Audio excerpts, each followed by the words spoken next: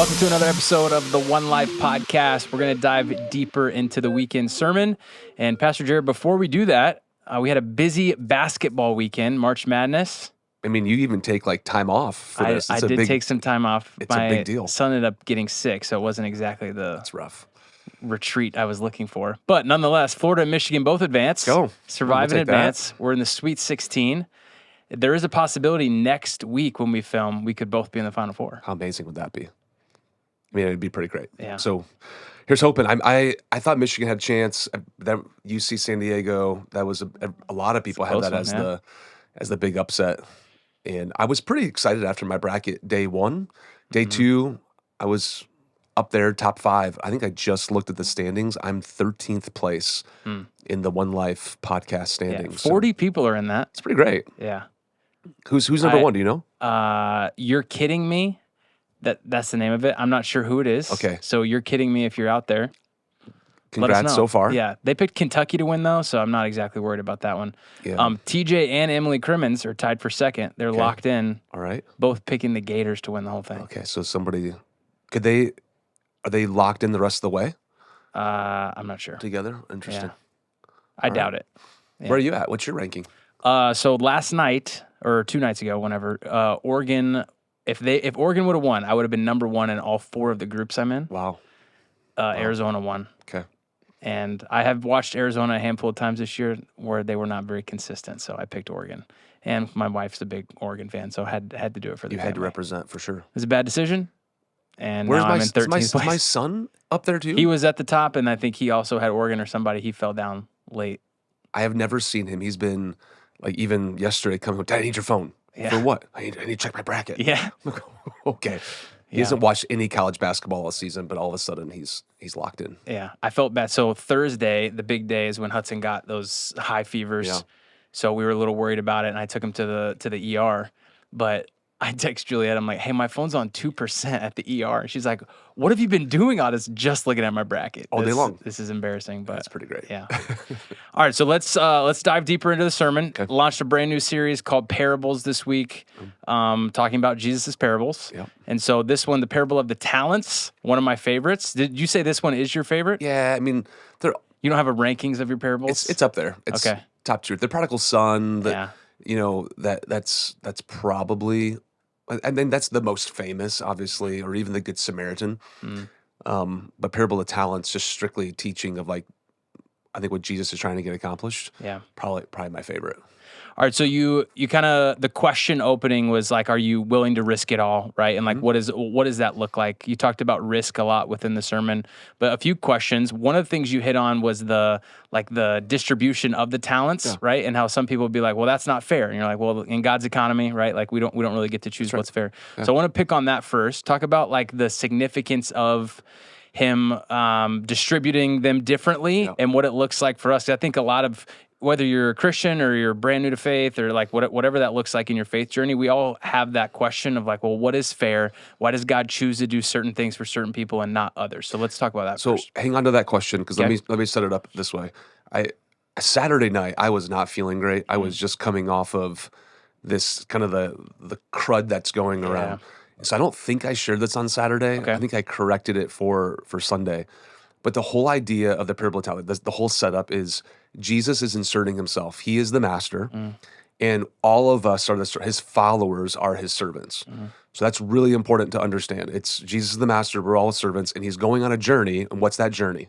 The journey is he's going to the cross, he's going to resurrect, he's going to ascend. Right now, he's sitting at the right hand of the Father making intercession for us. That's what we know Jesus is doing. But the journey is that Jesus is going to come back. And when he comes back, not in a secret rapture, but when he comes back, the second coming, and he establishes everyone's going to stand before the Lord and give an account for 2 things. Yeah. Number 1 is, what did you do with my son Jesus? Did you accept him or reject him? That's the first question. Everyone will have to stand before the Lord and give an account for that. And then depending upon how you answer that, either you'll be welcome into heaven or you'll go to hell. Then the second question that every Christian will answer is, okay, what did you do with the one life, the opportunities that I gave you? Were you a good steward? Were you a good manager? So this is the moment, coming on a journey, he's going to come back, and we're going to have to give an account for the opportunities that he gave us. Some 5, some 2, some 1. What did you do? So I think I shared that on Saturday night, but my mind's blurred because wasn't feeling great. So that's the setup. Yeah. That's the journey. Jesus is coming back. We're gonna have to answer.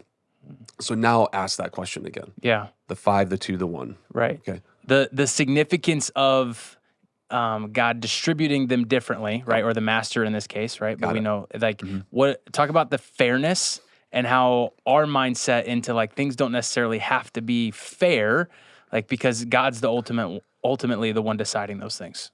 I would just, the best way I can explain this is what we think is fair is not how God operates in any stretch of the imagination. So again, it's really hard for our human minds to understand this. We're not God, He is. So we're just wired naturally, especially here in the West for some strange reason, of entitlement, of thinking, what is fairness? That's not fair. Look at the opportunity He's given. Well, Yeah. it's not based upon that. God gives us talents and opportunities based on our ability. Like I do believe that with all my heart. Then the Yeah. text tells us that. But then you just have to trust God. Like it's just not in the cards for you. You're a 2-talent guy or a girl. Be okay with that. But then again, this is the mindset of the West. We're always comparing ourselves. So it's this constant, and I think one of the most freeing things that you just being secure in your identity is not wrapped up in your talents. It's not even wrapped up in the success, because ultimately when you understand God owns it, He can do whatever He wants to with your life. He's the one who brings the fruit. Yeah. He's the one who brings the opportunities. That's not based upon you. Yeah. So that people don't, I mean, that's a hard thing for people to understand because we're just so wired to compare and to compete. That's not how God's economy works with anything. Once you kind of get a hold of that, He's the owner of it all. My life is in His hands. Then it actually is very freeing. Yeah, that's good. So let's talk about the difference, because I think there's a tension here of balancing.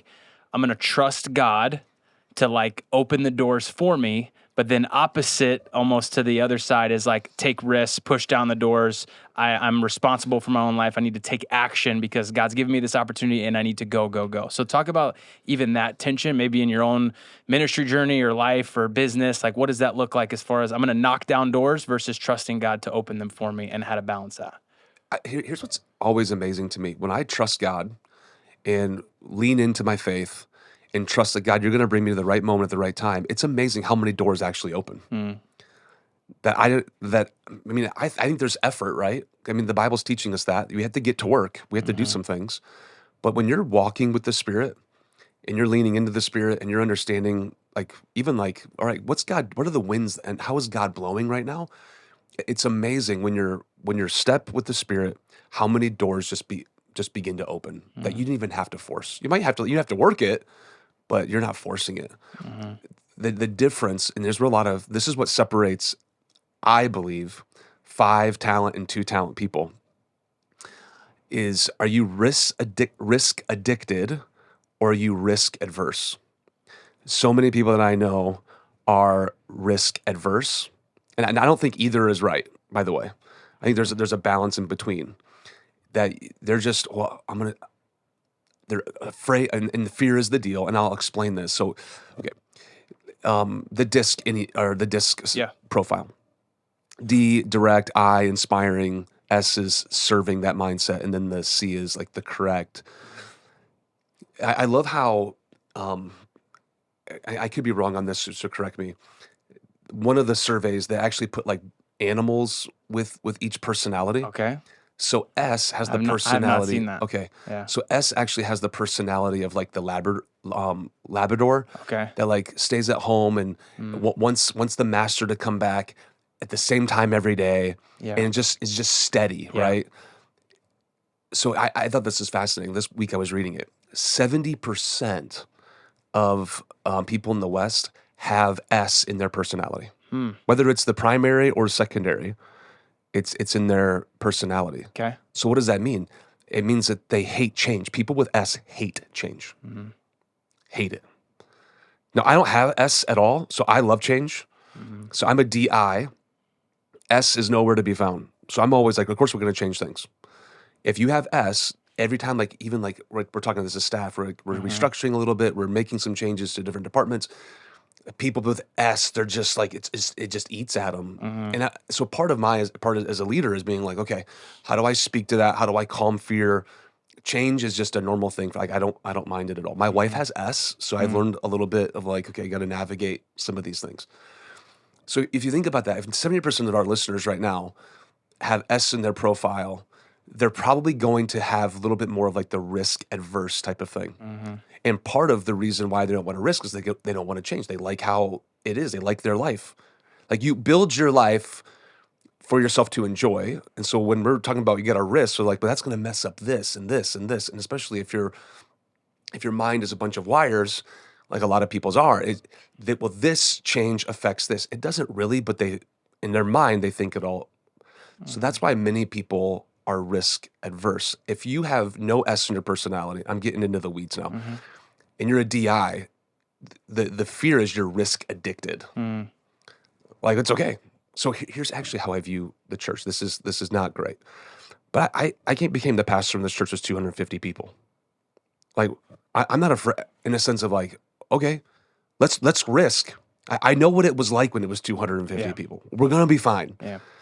But I'm the only, maybe somebody else in our team has like that type of, like everybody else is like, oh, we can't. And the ship is much bigger now. I get all that. And I look at our staff and I see all the kids now, that are relying on mom and dad and paychecks and all that. So it's different. Yeah.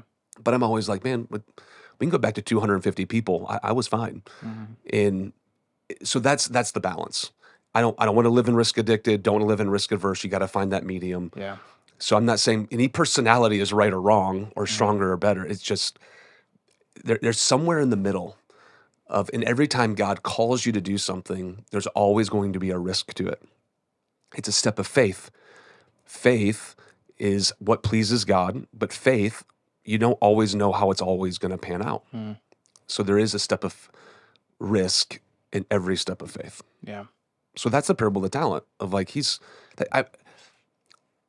I just picture this. I don't have time to unpack all this. Just hit the cutting room floor.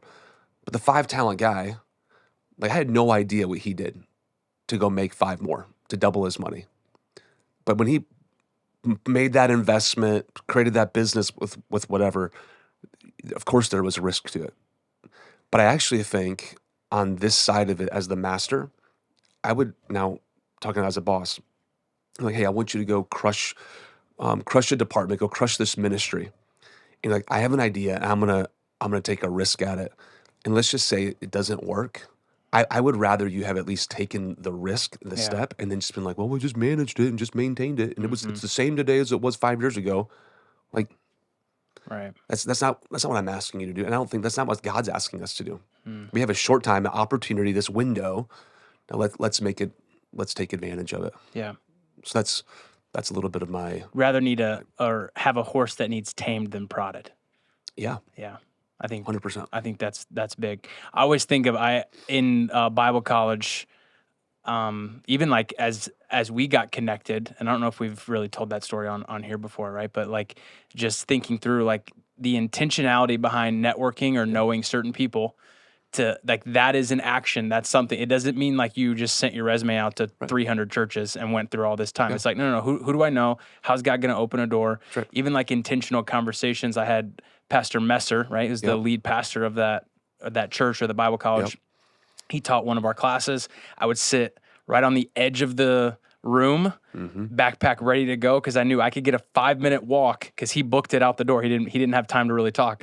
But I probably annoyed him. But I'm like, I'm gonna get 5 minutes with him every single Tuesday and Thursday if I'm ready to go and I walk next to him, right? Like, what are the opportunities, the talents that have been given to you? Like, take advantage of those and finding that balance of not just like, I'm going to send this out and knock on every door. Like that's not really what. And that's a really good insight. I mean, they're everywhere. Yeah. You just have to change your thinking. Change your thinking from being like everybody else of how can I capitalize on this opportunity? Yeah. Even Amanda and I were talking about that of I save phone calls. It sounds like to when I'm driving home. That way I have 15 more minutes left in my office so I can be working on something else. I'm getting home and I'm not having to worry about it. I can put my phone on Do Not Disturb. Like, it's the little things that I actually think are capitalizing on the opportunities and the Right. talents that God gives you.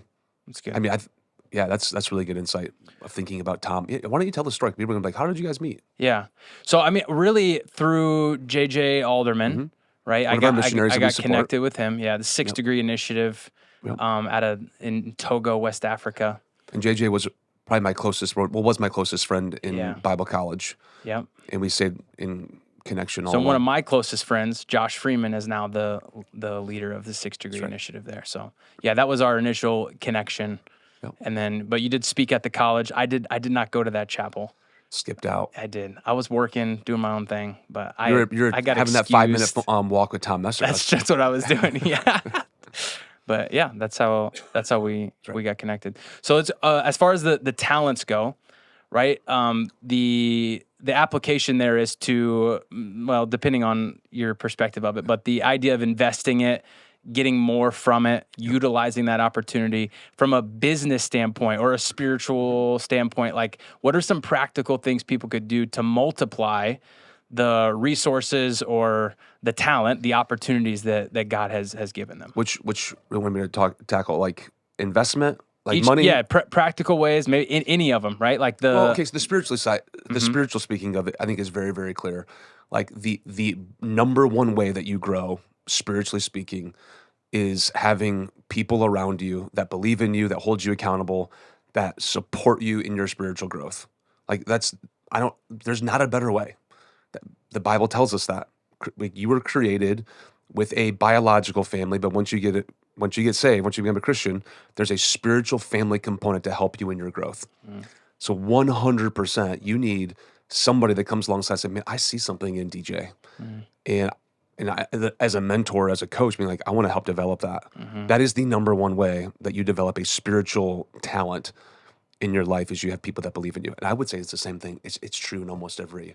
So I think I've shared this in the podcast, but Amanda and I, we have, there's like 4 or 5 areas. There used to be more, but we've kind of condensed them. 4 or 5 areas in our life where we have people that speak into it. So I have personal finance mentor who's somebody who's way ahead of me, right? He's a decamillionaire, personally speaking. And so I'm asking him all kinds of questions about investing, right?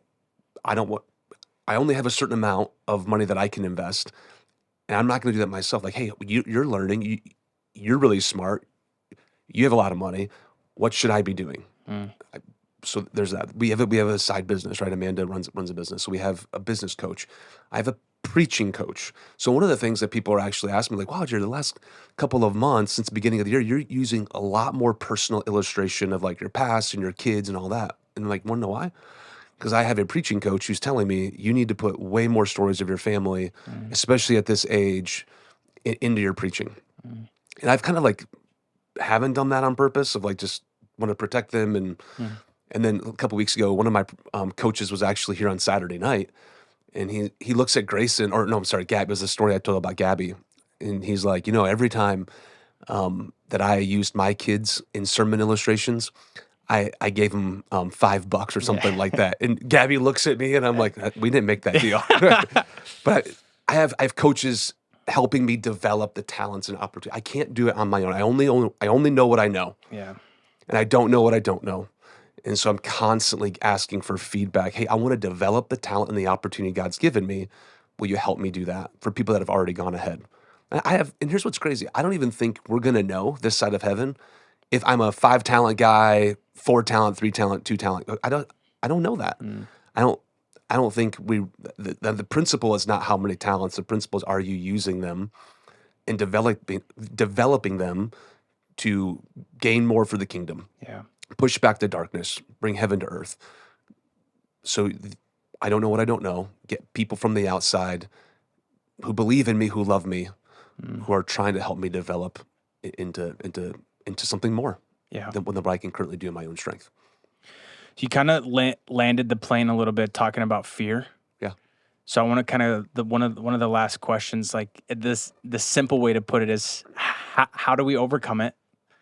But the the thought behind it is more of like, and the question you used was, what would you do if you can't fail, Yeah. right? So this idea of I'm going to do it. No, I knew for sure that I am not going to fail. Those are like fun things to dream about, Yeah. and it is kind of fun. Like, all right, I'm going to be an NBA player. Yeah, Like right, I'm going to use that platform, Yeah. right? So, but the idea of even right now, like God's with me, He's giving me direction. I know this is what He's calling me to do. That goes back to like multiplying. Yeah. Like the idea of I'm walking close with God.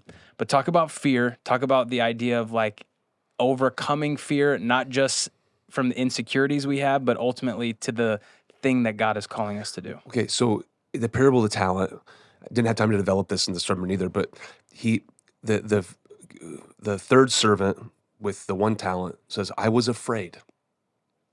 I knew you, and I was afraid because you're a harsh man. Well, that tells you he doesn't know him. So he didn't have any, his identity is all messed up. The only way you can ever overcome fear in your life is when your identity in Jesus is secure. Who has Jesus called you to be? When you have that like on lockdown, I don't care what people think about me. Yeah. I just don't care. Yeah. Like I'm not answering to you. I think Jared and man, I don't care. Yeah. Like I sleep really, really good at night, and I don't worry what other people think about me, or the critics, or the only way you can get there is when you understand your identity and your calling is found in Jesus and nobody else. When you're so secure in that, all the fear goes away.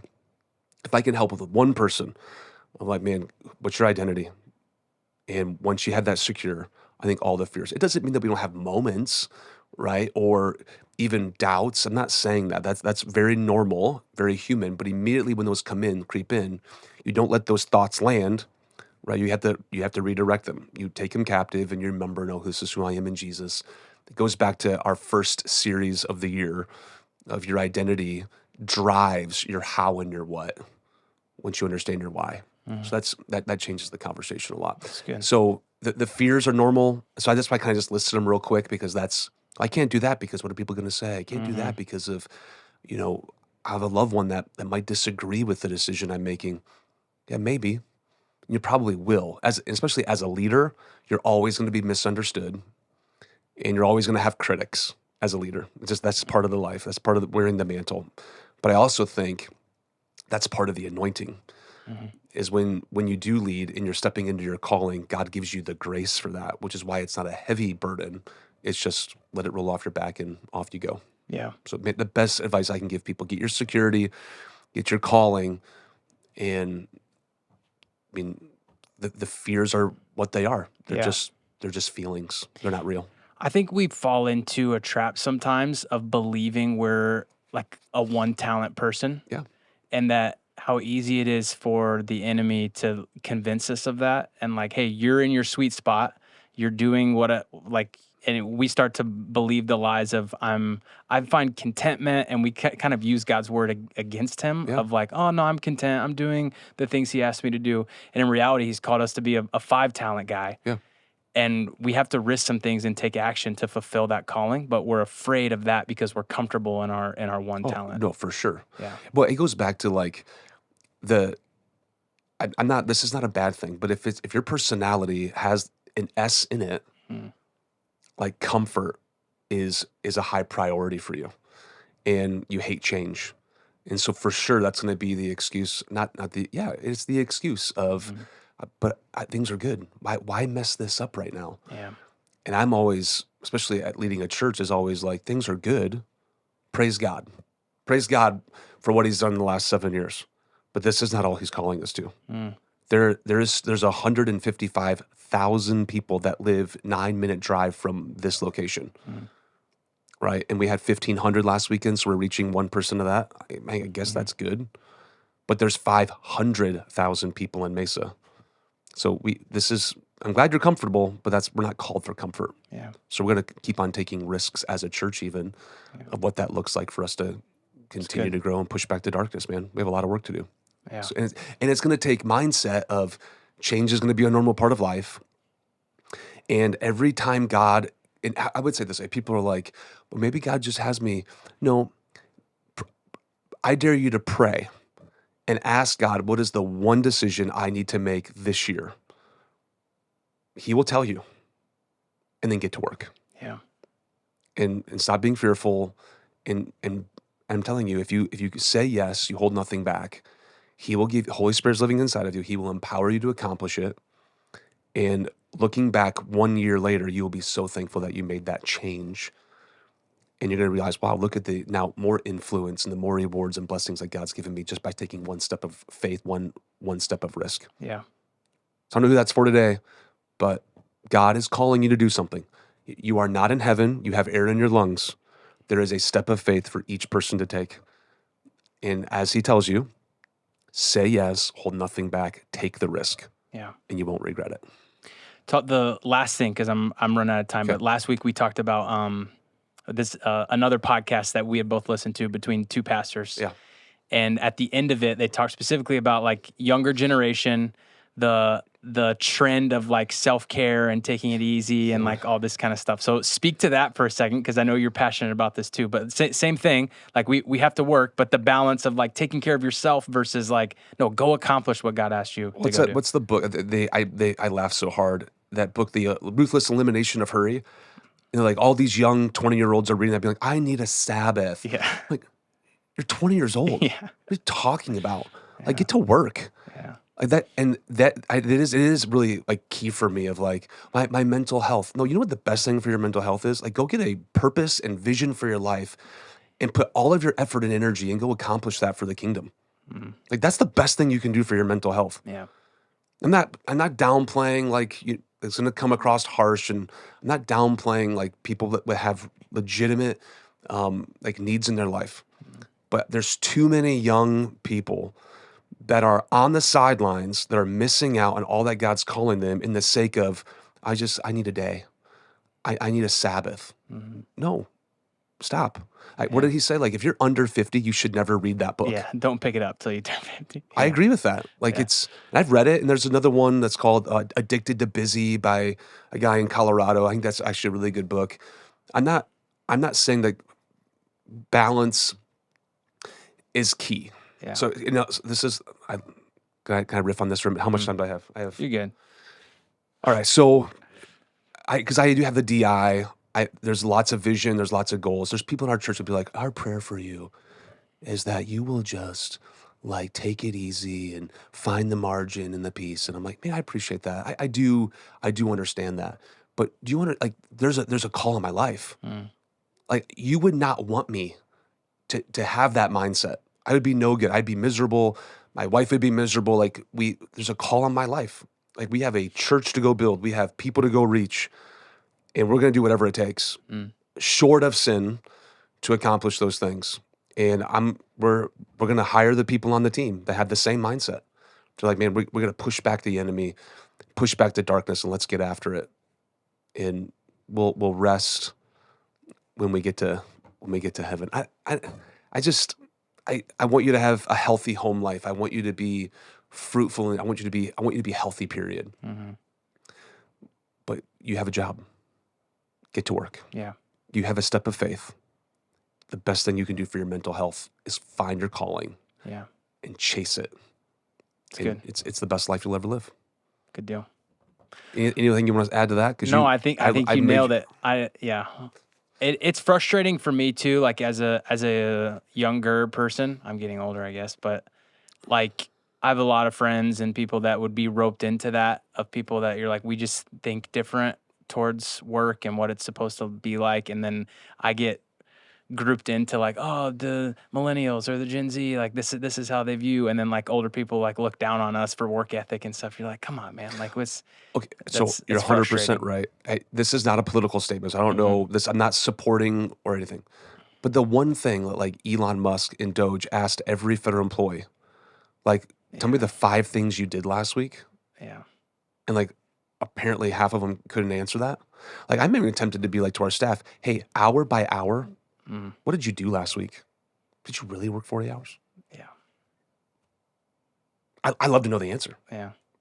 Like, where were you? What'd you do? Yeah. I mean, I took a mental day.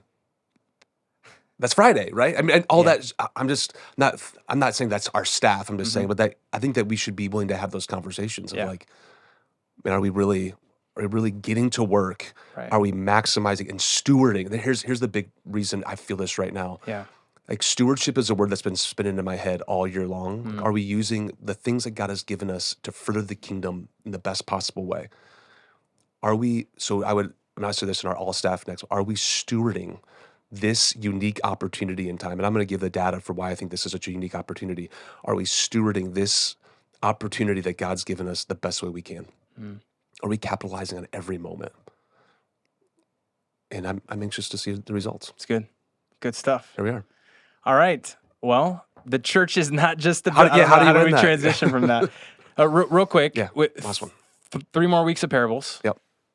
And Easter. And then Easter. We're 3 weeks right now from the week of prayer. It's amazing.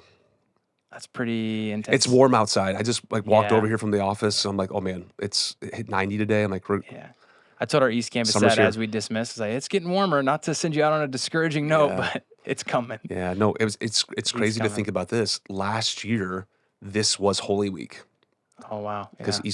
Easter was the last weekend of March, and so it's just how the Jewish calendar falls dictates Easter. So It was really early last year, which was great for our flowers out front at the Mesa look- campus. We look love great. that. The heat's about to strike them. We got to figure that out. very passionate. Strike them. Strike 'em. He's going to strike them. All All right. Well, remember, the church is not a building we sit in. It's a movement we get to be a part of to help reach one more life for Jesus.